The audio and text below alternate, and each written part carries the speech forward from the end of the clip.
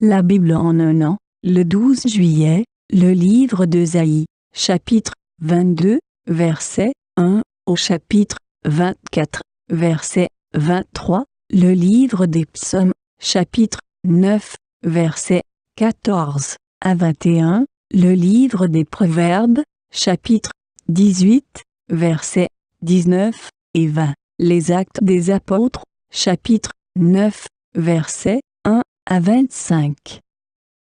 Le livre d'Ésaïe, chapitre 22. Message sur la vallée de la vision. Qu'as-tu donc pour monter avec tout ton peuple sur les toits? Ville tapageuse, pleine de vacarme, ville joyeuse, tes morts ne seront pas victimes de l'épée, ils ne mourront pas en combattant. Tous tes chefs prennent la fuite ensemble et sont faits prisonniers par les archers. Tous ceux qu'on trouve sont faits prisonniers pendant qu'ils s'enfuient au loin. Voilà pourquoi je dis, détournez le regard de moi, laissez-moi pleurer amèrement. Ne vous empressez pas de me consoler de la dévastation qui frappe la fille de mon peuple. En effet, c'est un jour d'angoisse, d'écrasement et de honte envoyé par le Seigneur l'Éternel, le Maître de l'univers, dans la vallée de la vision. Une muraille est abattue et les cris de détresse s'élèvent vers la montagne. Un lame porte le carquois sur des chars, des attelages. Kir sort le bouclier. Tes plus belles vallées sont remplies de chars et les cavaliers se rangent en ordre de bataille à tes portes. Les dernières défenses de Juda sont forcées, et ce jour-là tu tournes les regards vers l'arsenal de la maison de la forêt. Vous constatez les nombreuses brèches faites au rempart de la ville de David, et vous emmagasinez l'eau dans le réservoir inférieur. Vous comptez les maisons de Jérusalem, et vous en démolissez pour fortifier la muraille. Vous construisez un bassin entre les deux murailles pour l'eau de l'ancien réservoir, mais vous ne tournez pas les regards vers l'auteur de tout cela. Vous ne voyez pas celui qui le prépare depuis longtemps. Le Seigneur, l'Éternel, le Maître de l'univers, vous appelle aujourd'hui à pleurer et à vous lamenter, à vous raser la tête et à vous habiller d'un sac.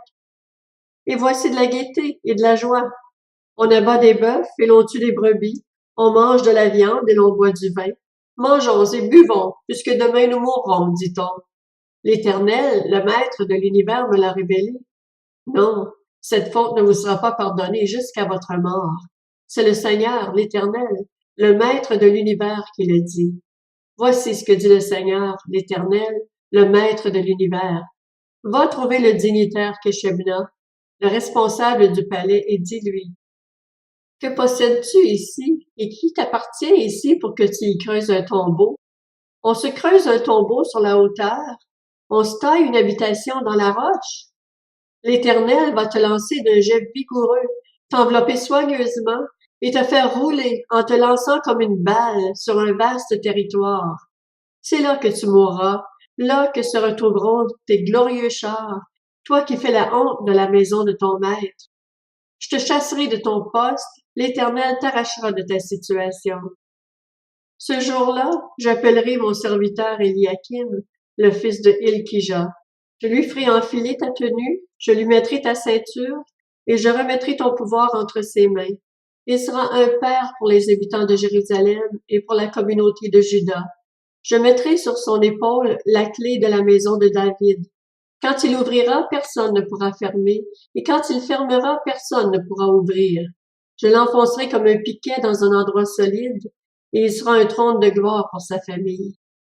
On suspendra sur lui tout le poids de la maison de son père, les branches et les rameaux, tous les petits ustensiles, les bassines comme les vases. Ce jour-là, déclare l'Éternel, le Maître de l'univers, le piquet enfoncé dans un endroit solide sera enlevé, il sera cassé et tombera, et le fardeau qui était sur lui sera retiré. Oui, l'Éternel l'a décrété. Le livre d'Ésaïe, chapitre 23. Message sur Tyr. Lamentez-vous, bateau long courrier, car elle est violemment détruite. Plus de maisons, plus d'entrées. C'est de Kittim que la nouvelle leur est parvenue. Soyez muets de terreur, habitants de l'île, et vous, marchands de Sidon, qui parcourez la mer pour la combler.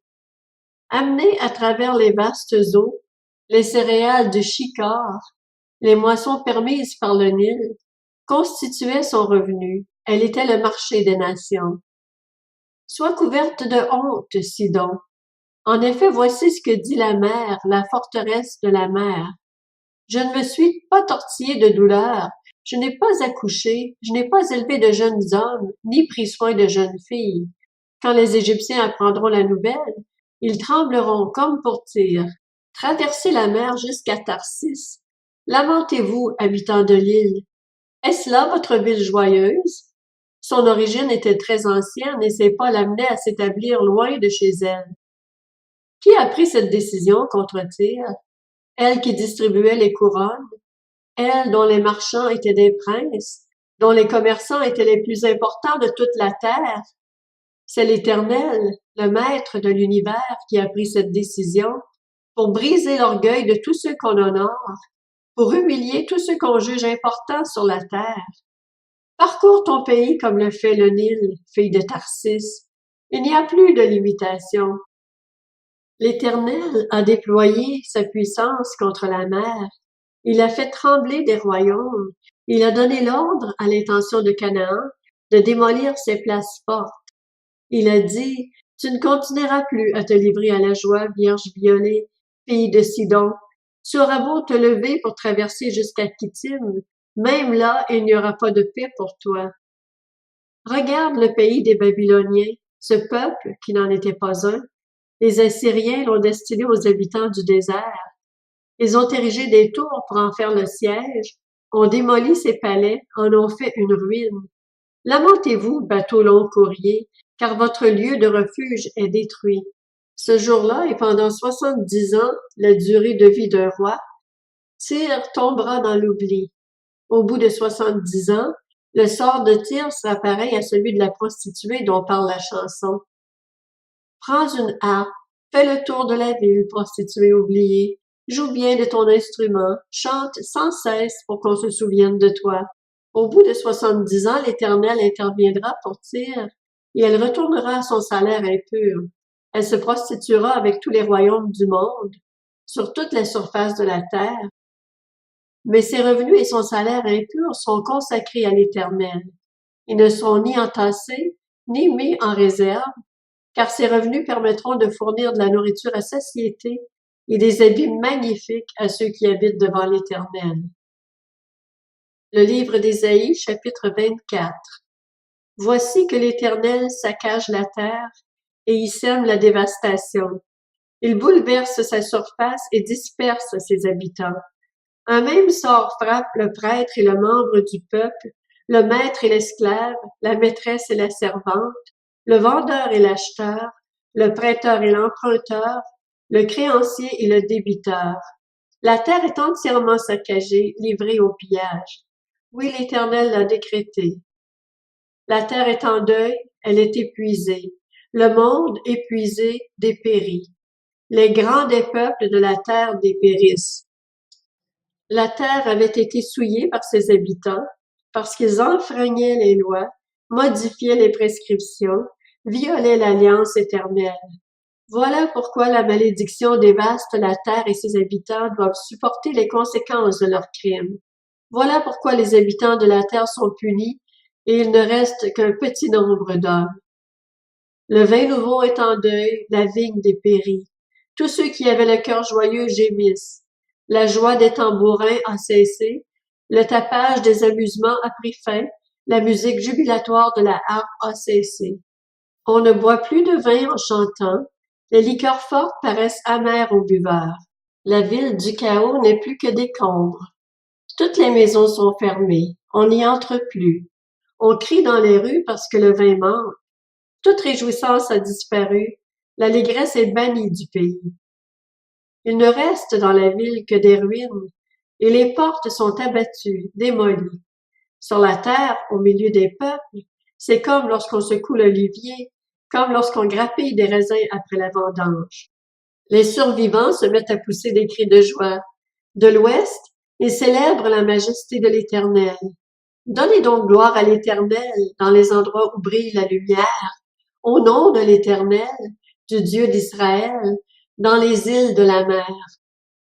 Du bout de la terre, nous entendons chanter « Gloire au juste ». Mais moi, je dis « Je suis perdu, malheur à moi ». Les traîtres trahissent, Les traîtres s'acharnent à trahir. La terreur, le trou et le piège te menacent, habitant de la terre.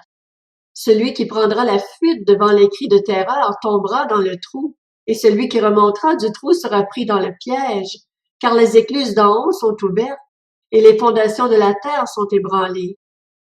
La terre est déchirée, la terre se brise, la terre tremble comme un homme ivre, elle branle comme une cabane. Sa révolte pèse sur elle, elle s'écroule et ne se relève plus. Ce jour-là, l'Éternel interviendra dans le ciel contre les puissances célestes et sur la terre contre les rois de la terre. Ils seront rassemblés dans une prison, enfermés dans des cachots, et après un grand nombre de jours, ils devront rendre des comptes. La lune sera couverte de honte et le soleil de confusion, car l'Éternel, le Maître de l'univers, régnera sur le mont Sion et à Jérusalem, resplendissant de gloire devant ses anciens. Le livre des Psaumes, chapitre 9. Fais-moi grâce, Éternel. Vois la misère où me réduisent mes ennemis. Retire-moi des portes de la mort, afin que je raconte toutes tes louanges dans les portes de Sion et que je me réjouisse de ton salut. Les nations tombent dans la fosse qu'elles ont creusée, leur pied se prend dans le filet qu'elles ont caché. L'Éternel se fait connaître, il fait droit, il prend le méchant à son propre piège. Que les méchants rejoignent le séjour des morts avec toutes les nations qui oublient Dieu, car le pauvre n'est pas oublié définitivement, l'espérance des malheureux n'est pas perdue pour toujours. Lève-toi, Éternel, que l'homme ne triomphe pas, que les nations soient jugées devant toi. Frappe-le d'épouvante, Éternel, que les peuples sachent qu'ils ne sont que des hommes. Le livre des Proverbes, chapitre 18. Un frère offensé est pire qu'une forteresse, et les conflits sont pareils au verrou d'un château. C'est grâce au fruit de sa bouche que l'homme rassasie son ventre, c'est du produit de ses lèvres qu'il se rassasie. Actes des apôtres, chapitre 9. Quant à Saul, il respirait toujours la menace et le meurtre contre les disciples du Seigneur. Il se rendit chez le grand prêtre et lui demanda des lettres pour les synagogues de Damas afin de pouvoir arrêter et amener à Jérusalem les partisans de cet enseignement qu'il trouverait, hommes ou femmes. Comme il était en chemin et qu'il approchait de Damas, tout à coup, une lumière qui venait du ciel resplendit autour de lui. Il tomba par terre et entendit une voix lui dire « Saul, Saul, pourquoi me persécutes-tu » Il répondit « Qui es-tu, Seigneur » Et le Seigneur dit « Moi, je suis Jésus, celui que tu persécutes. Lève-toi, entre dans la ville et on te dira ce que tu dois faire. » Les hommes qui l'accompagnaient s'arrêtèrent, muets de stupeur. Ils entendaient bien la voix, mais ils ne voyaient personne. Saul se releva de terre. Malgré ses yeux ouverts, il ne voyait rien. On le prit par la main pour le conduire à Damas. Il resta 3 jours sans voir, et il ne mangea ni ne but rien. Or, il y avait à Damas un disciple du nom d'Ananias. Le Seigneur lui dit dans une vision, « Ananias !» Il répondit, « Me voici, Seigneur !» Le Seigneur lui dit alors, « Lève-toi, va dans la rue qu'on appelle la droite, et dans la maison de Judas, demande un dénommé Saul de Tarse. » En effet, il prit, et il a vu en vision un homme appelé Ananias entrer et poser les mains sur lui, afin qu'il retrouve la vue. Ananias répondit, « Seigneur, j'ai appris de beaucoup tout le mal que cet homme a fait à tes saints à Jérusalem, et ici il a plein pouvoir de la part des chefs des prêtres pour arrêter tous ceux qui font appel à toi. » Mais le Seigneur lui dit, « Vas-y, car cet homme est un instrument que j'ai choisi pour faire connaître mon nom aux non-juifs, aux rois et aux Israélites. Je lui montrerai tout ce qu'il doit souffrir pour moi. » Ananias partit. Une fois entré dans la maison, il posa les mains sur Saul en disant, « Saul, mon frère, le Seigneur, le Jésus qui t'est apparu sur le chemin par lequel tu venais, m'a envoyé pour que tu retrouves la vue et que tu sois rempli du Saint-Esprit. » Aussitôt, il tomba comme des écailles de ses yeux, et il retrouva la vue. Il se leva et fut baptisé. Après avoir pris de la nourriture, il retrouva des forces. Il resta quelques jours avec les disciples qui étaient à Damas et se mit aussitôt à proclamer dans les synagogues que Jésus est le Fils de Dieu. Tous ceux qui l'entendaient étaient stupéfaits et disaient « N'est-ce pas l'homme qui persécutait à Jérusalem ceux qui font appel à ce nom-là? Et n'est-il pas venu ici pour les arrêter et les conduire devant les chefs des prêtres? » Cependant, Saul se fortifiait de plus en plus, et il confondait les Juifs qui habitaient Damas en démontrant que Jésus est le Messie. Au bout d'un certain temps, les Juifs se concertèrent pour le supprimer. Mais leur complot parvint à la connaissance de Saul. On gardait les portes jour et nuit afin de pouvoir le tuer. Cependant, une nuit, les disciples le prirent et le descendirent le long de la muraille assis dans une corbeille.